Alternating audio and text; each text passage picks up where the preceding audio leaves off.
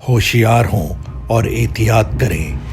اس programme میں ایسے واقعات کا تبصرہ کیا گیا ہے جو بچوں کے لیے بالکل ہی نامناسب ہے۔ ایک اچھا محفوظ گھرانہ اور پیار کرنے والے لوگ اس سے زیادہ اہم کوئی چیز نہیں۔ والدین اپنے بچوں کی حفاظت کرتے ہیں، انہیں برائیوں سے بچاتے ہیں اور کسی بھی خطرے کے سامنے ڈھال بن کر کھڑے ہو جاتے ہیں۔ لیکن کبھی کبھی گھر کی اونچی مضبوط دیواریں اور دروازوں پر کئی تالے باہر کے خطرے کو نہیں روک پاتے۔ آج کا سچا قصہ ایک ایسی بچی کا ہے جس نے کبھی گمان نہیں کیا ہوگا کہ باہر کی دنیا اتنی ظالم اور بے رحم ہو سکتی ہے۔ یہ ہے جیسیکا لنسفورڈ کی کہانی۔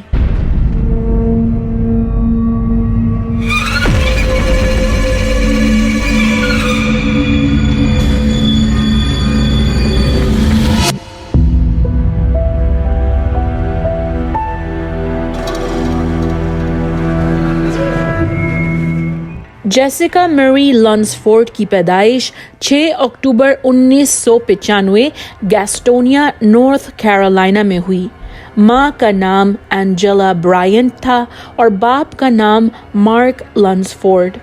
جب جیسیکا 1 سال کی تھی تو اس کے والدین علیحدگی اختیار کرتے ہیں۔ اینجلا جیسیکا کو مارک کے حوالے کر کے اوہایو منتقل ہو جاتی ہے اور مارک فلوریڈا کے شہر ہوموساسا میں اپنے والدین کے ساتھ رہنے لگتا ہے۔ اوہایو اور فلوریڈا کے درمیان کافی فاصلہ ہے، تقریباً 16 گھنٹے کا اگر گاڑی کا سفر کیا جائے۔ جیسیکا سے اینجلی کیا اکثر ملتی تھی؟ اینجلا نے دوسری شادی کر لی تھی اور اس کے اور بچے ہو گئے تھے۔ ماں بیٹی کی ملاقات کئی مہینے یا سال بعد ہوتی تھی۔ شکر ہے کہ جیسیکا کی زندگی میں ممتا کی محرومی کو اس کے 3 قریبی رشتہ دار پورا کرتے ہیں۔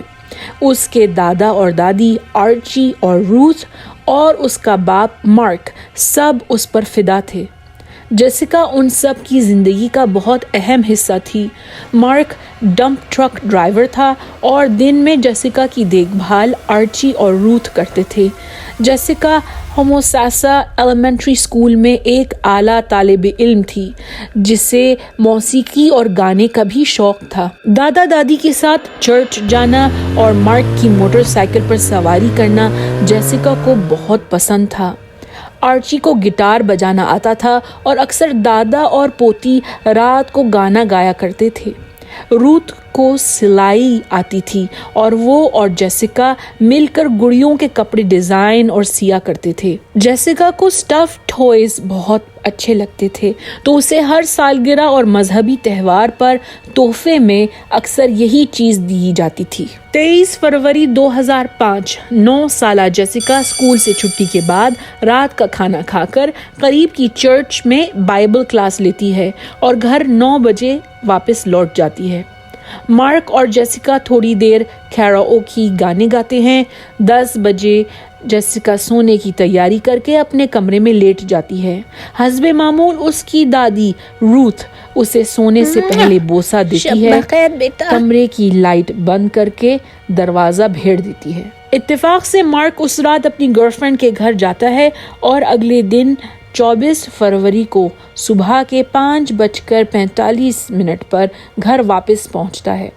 گھر کے دروازے کو کھلا دیکھ کر مارک کو بڑی حیرت ہوئی، مگر سوچتا ہے کہ شاید گھر والوں نے غلطی سے دروازہ کھلا چھوڑ دیا ہے۔ وہ اپنی نوکری کے لیے تیار ہوتا ہے۔ 6 بجے جیسیکا کے کمرے کی گھڑی کی گھنٹی مسلسل بجتی ہے مگر جیسیکا کمرے سے نہیں نکلتی۔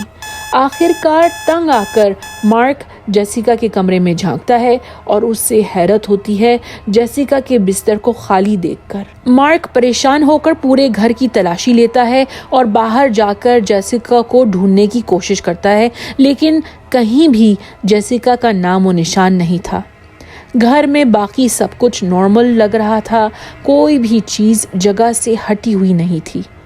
مارک نے اپنے والدین کو جگایا جیسیکا کے دادا دادی بھی نہیں جانتے تھے کہ جیسیکا کہاں ہے۔ انہوں نے آخری بار اسے بستر پر سوتے ہوئے دیکھا تھا۔ رات کے دوران ان دونوں نے کچھ بھی غیر معمولی شور یا آہٹ نہیں سنی تھی۔ ان کا کتا کورکی بھی بے خبر سو رہا تھا۔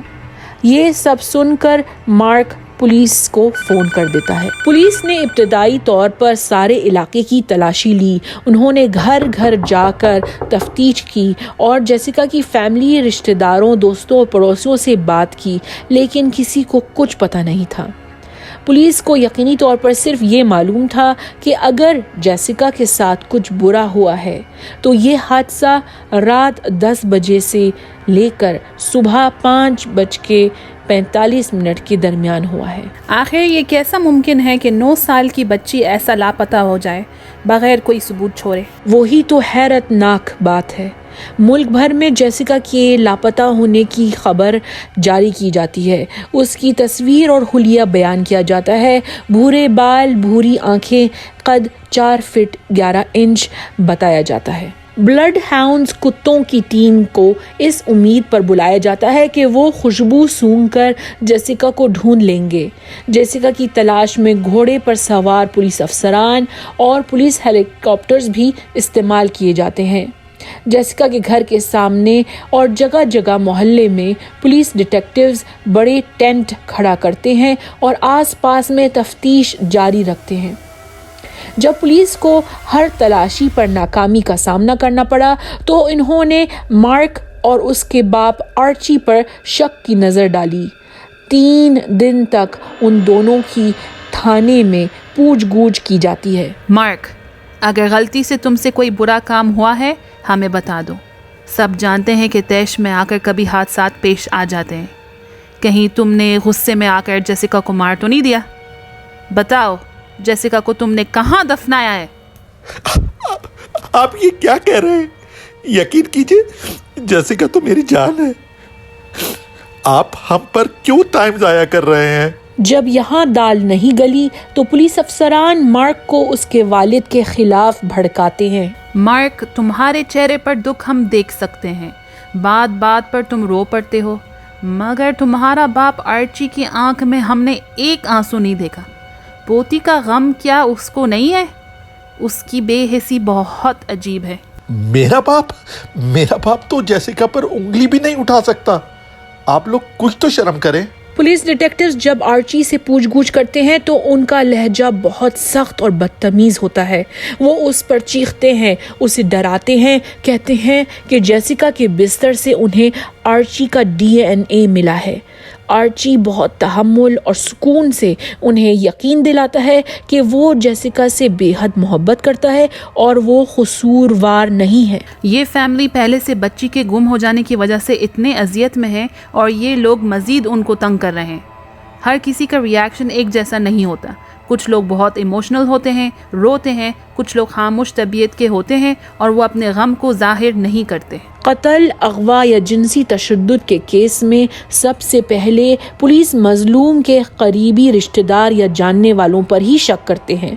تقریباً 93% جنسی زیادتی کے شکار ہونے والے بچے ظلم کرنے والے کو جانتے ہیں۔ جیسیکا کی گمشدگی کے کچھ دن بعد مارک پولیس ڈیٹیکٹیوز کو فون کر کے یہ بہت اہم تفصیل بیان کرتا ہے۔ میں جیسیکا کے کمرے میں بیٹھا ہوا تھا اور مجھے کوئی بات کھٹکنے لگی۔ غور کیا تو مجھے معلوم ہوا کہ جیسیکا کا ایک کھلونا اس کے کمرے سے غائب ہے۔ 2 ہفتے پہلے میں نے جیسیکا کے لیے ایک بڑا سا ڈولفن میلے میں نشانے کے کھیل میں جیتا تھا۔ وہ ڈولفن گھر پر کہیں سے بھی نہیں ملا۔ مارچ کے مہینے کی آغاز میں پولیس افسران چند ماہرین سے رجوع کرتے ہیں جو اغوا ہونے والے بچوں کے کیس میں ایکسپرٹ تھے، اور وہ انہیں علاقے کے سیکس آفینڈرز کی لسٹ کو چھاننے کو کہتے ہیں۔ جنسی تشدد کرنے والے مجرموں کی رجسٹری مختلف ممالک میں ایک ایسا نظام ہے جو سرکاری اداروں کو ان مجرموں پر نظر رکھنے کی اجازت دیتا ہے۔ پتہ چلتا ہے کہ 208 جنسی تشدد کے مجرم سٹرس کاؤنٹی فلوریڈا میں رہتے تھے، جن میں سے 50 سے زیادہ جیسیکا کے گھر کے آس پاس محلوں میں رہائش کرتے تھے۔ 15 मार्च 2005 सिट्रस काउंटी का शेरिफ जेफ डॉसी प्रेस कॉन्फ्रेंस में ऐलान करता है कि पुलिस के सामने किसी एक मुजरिम का नाम आया है। ये शख्स तकरीबन 2 हफ्तों से सिट्रस काउंटी से गायब है और अगर 48 घंटों में उसने अपने आप को पुलिस के हवाले नहीं किया, उसकी शिनाख्त पब्लिक को कर दी जाएगी। जब वो शख्स इस मोहलत के दौरान पूछ गूछ के लिए थाने नहीं आया, ना ही उसका पता चल सका, तो पुलिस ने उसका नाम अवाम को जाहिर कर दिया। जॉन एवेंडर खूई, उम्र 46 साल। उसका घर जेसिका के घर से 3 किलोमीटर दूर था, मगर उसकी सौतेली बहन डोरथी डिक्सन का घर जेसिका के घर के बिल्कुल सामने था और जॉन खूई डोरथी के पास अक्सर रहने आता था। 17 मार्च को अमेरिकन स्टेट जॉर्जिया में जॉन खूई गिरफ्तार किया गया। मार्क लंसफोर्ड ने कहा कि उसका ख़ानदान जॉन खूई को नहीं जानता था। इन्होंने मज़ीद ये भी कहा, मुझे मालूम है कि मेरी बेटी अजनबियों के साथ नहीं जा सकती। मुझे कुछ समझ नहीं आ रहा है कि इन दोनों की मुलाकात कैसे हुई है। जॉन खूई की ज़िंदगी पर गौर किया गया तो वाज़ेह हुआ कि वो 30 साल की मुद्दत में 24 बार गिरफ्तार हो चुका था। जुराइम की फहरिस्त सुनिए। सैकड़ों चोरियां और डाके, इसलाह की गैर कानूनी खरीद और फरोख्त, नशे की हालत में पब्लिक को तंग करना, शराब पीकर गाड़ी चलाना। हाल में ही उसने क्रैक कोकेन का इस्तेमाल किया और 2 छोटी बच्चियों को जिनसी ज्यादती का निशाना बनाया था। माशरे के लिए इतना खतरनाक आदमी जेल में कैद क्यों नहीं था? वही तो अलमिया है इस सारे किस्से का। पहली ही जुर्रत पर ज्यादती करने वालों को लंबे अरसे के लिए कैद कर देना चाहिए।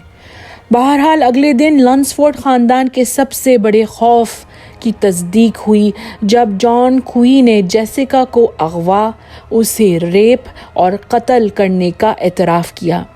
जॉन खूई को लाई डिटेक्टर टेस्ट लेने पर मजबूर किया गया और उसके फ़ौरन बाद खूई ने कहा, आपको मुझे नताइज बताने की ज़रूरत नहीं है, मैं पहले से जानता हूँ कि वो क्या है। मुझे माफ़ करें, मैंने आप सबका वक्त ज़ाया किया। फिर जॉन खूई ने डिटेक्टिव्स को जेसिका की लाश का पता बता दिया। खूई की सौतेली बहन के घर के लॉन में पुलिस की फोरेंसिक टीम ज़मीन खोदना शुरू करती है और रात के 2:30 बजे उन्हें जेसिका की लाश मिलती है। जेसिका के घर से सिर्फ 90 मीटर दूर उसकी खबर थी। जॉन खूई की गिरफ्तारी के बाद उसकी सौतेली बहन डोरथी डिक्सन और 2 और अफराद जो उसके साथ घर में रहते थे, मैरी सीकॉर्ड और मैथ्यू डिट्रिज, इन सब को भी गिरफ्तार किया जाता है। इनको क्यों गिरफ्तार किया गया? पुलिस डिटेक्टिव्स का कहना है कि इन तीनों अफराद ने पुलिस से झूठ बोला था कि जॉन खूई ने उनके साथ कभी भी रिहाइश नहीं की थी और वो नहीं जानते थे कि जॉन कहाँ चला गया है। पुलिस की हिरासत में जॉन खूई इतराफ़ करता है कि उसकी नज़र अक्सर जेसिका पर पड़ती थी जब वो बाहर खेलती थी और जॉन को लगता था कि जेसिका की उम्र 6 साल थी। 23 फरवरी की रात वो 3 बजे जेसिका के घर में खिड़की के ज़रिए दाखिल हुआ और जेसिका के कमरे में दाखिल होकर उसने जेसिका के मुंह पर हाथ रखा, उसे जगाकर साथ चलने को कहा।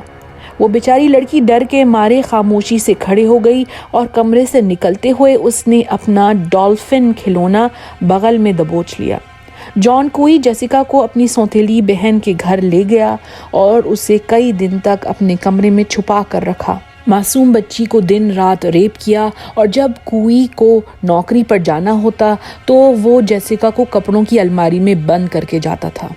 जॉन खूई ने यह भी बताया कि 2 बार पुलिस अफसरान उसकी बहन के घर के दरवाजे तक आए थे, मगर दोनों बार उन्होंने घर में दाखिल हुए बगैर बाहर से ही पूछगूछ की। जेसिका को अगवा करने के 3 दिन बाद जॉन खूई को डर था कि कहीं पुलिस घर की तलाशी लेने ना आ जाए, तो उसने जेसिका को कहा, चलो आज मैं तुम्हें घर छोड़ आता हूँ। जेसिका को एक बड़े काले प्लास्टिक बैग में बैठने को कहा और उसके सर पर एक दूसरा बैग चढ़ा दिया। फिर जॉन खूई वो बैग घसीटते हुए घर के बाहर गया। ایک پہلے سے کھودی ہوئی قبر میں جیسیکا کو لٹا دیا اور اسے زندہ دفن کر دیا۔ جیسیکا کی لاش جب ملی، پولیس افسران نے غور کیا تھا کہ جیسیکا کے ہاتھ سپیکر کے تار سے بندھے ہوئے تھے، مگر اس نے پھر بھی پلاسٹک بیگ کو نوچ کر باہر نکلنے کی کوشش کی تھی۔ اس کے دائیں ہاتھ کی 2 انگلیاں بیگ میں کیے سوراخ سے باہر نکل رہی تھیں اور بائیں ہاتھ میں اس کا ڈالفن تھا۔ بے رحم جانور، اس چھوٹی بچی نے زندگی کے آخری دنوں میں کتنا ظلم برداشت کیا۔ جان کوئی نے ڈیٹیکٹیوز کو انکشاف کیا کہ جب وہ جیسیکا کو دفن کر رہا تھا تو وہ قریب کے پولیس ٹینٹ میں پولیس افسران کو دیکھ سکتا تھا۔ جان کوئی کے خلاف ثبوت ڈھیروں میں جمع ہو رہے تھے۔ اس کے اعتراف کے علاوہ تفتیش کاروں کو اس کے بستر کے گدے سے جیسیکا کے خون کے دھبے ملے۔ ساتھ میں کوئی کا DNA بھی ملا۔ جس الماری میں اس نے جیسیکا کو چھپایا تھا وہاں ایک پیزا کا ڈبہ ملا، جیسیکا کے DNA اور اس کے فنگر پرنٹس اس پر تھے۔ اس کی انگلیوں کے نشانات کوئی کے کمرے کے ہر فرنیچر پہ سے بھی ملے۔ 7 مارچ 2007 کو جیسیکا کی اغوا، ریپ اور قتل میں جان کوئی کو مجرم قرار دیا گیا۔ اسے سزائے موت سنائی جاتی ہے۔ تاہم 30 سپٹمبر 2009 کو کوئی کی موت جیل میں قدرتی وجوہات سے ہو گئی۔ مارک لنسفورڈ نے یہ خبر سننے کے بعد صحافیوں کو یہ بیان دیا۔ دل تو چاہتا ہے کہ جان کوئی اتنی آسانی سے نہ مرا ہوتا، مگر اب میرے پاس ایک خاص مقصد ہے۔